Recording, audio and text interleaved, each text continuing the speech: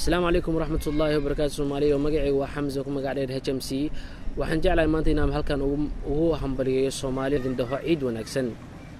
Saan la socon umad walba waxay leedahay maalin ay dabaaldegto ama ay xusto. Maantana kooda Luuli waa maalintii la helay dawlad waa maalintii la helay ama la hirgeliyay dawlad Soomaali ah oo ay xukumaan dad xor ah oo Soomaali ah.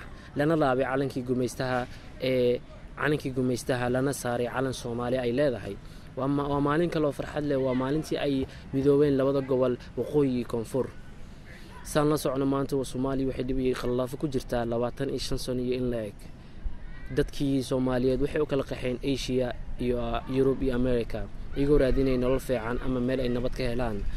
su'aasha meesha taagan waxay tahay ama aan jeclahay inaan weydiiyo maxaa sababta ah oo ay maxaa keenay in ay Soomaaliya 25 sano u horumari laadahay ama wax talaabo u dhaqaaqay laadahay. markay su'aasha imaad Soomaalidu waxay dhahdaa qabiil laakiin sababta maxay taana qabiilka ugu horumari laana ama ugu iskaga dhaafi laana ila waxa una Ilaahay inuu dhahay qabiilku waa li tacaarufu laakiin aniga Soomaalihan ka dhigana qabiilku iyo li taqaatalu.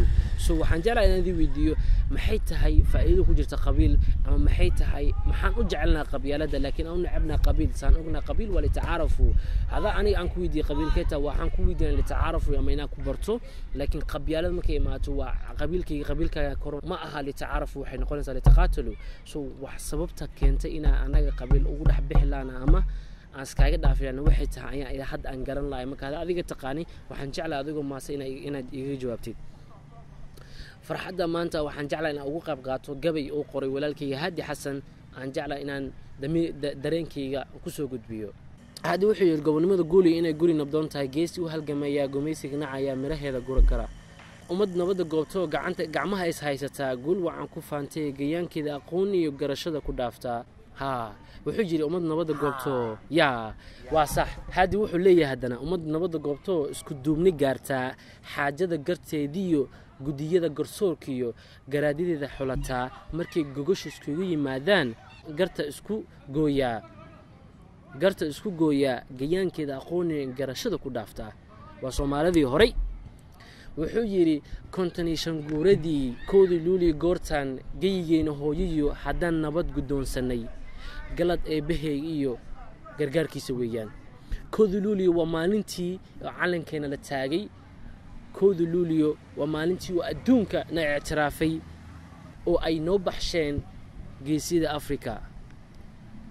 waxaan haddan jeclahay inaan idin soo gudbiyo video yar aan ka duubay dad Soomaaliya ku nool dalkan ku noolahay hadda oo jecel inay dareenkooda ama ay nala wadaagaan ana weydiiyay su'aalo yar yar. maxaa is leedahay weey sababta aan wali khilaafku iyo dhibku ugu jirno?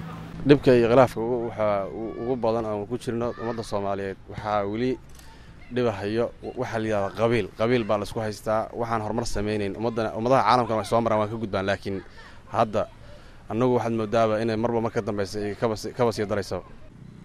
marka koowaad Ilaahay baa iska leh umuurta. midda labaad dawladii dhexe sidee ay u burburtay wadankeena waxuu gacanta u galay hogaamiye kooxeedyo hubaysan oo siyaasad waxba kala socdo. isla markaas haddana waxaa dib dambe u bedelay oo ayakii bedelay hogaamiyeyaal siyaasadeed oo gurigooda kaliya raadinaya.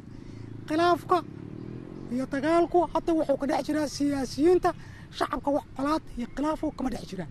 ma inoo sheegi kartaa waxyaabaha lagu horteegi karo qabiilka? qabiil maba ka jiraba. qabiilka nima ku qaraabanaya in la fahmo ninkaas inuusan qabiil dan u hayn oo qabiilka uu ku shaqaysanayo ayaa la rabaa kaliya qabiilka wax dhiba oo dhex yaala ma jiraan.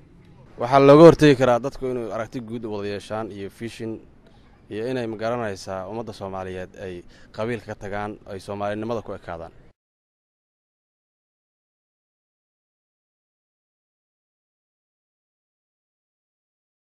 haddana waxaan gaarnay dhamaadkii barnaamijkeena aad baad u maasan tahay. waxaan jeclahay inaad barnaamijkan si shargeliysada ka heshay ahna ilaaw inaad ka jawaabtay su'aalaha idin weydiiyay barnaamijkan aad ugu jawaabtay commentiga hoose. waad maasan tahay. Assalaamu calaykum waraxmatullaahi wabarakaatuh.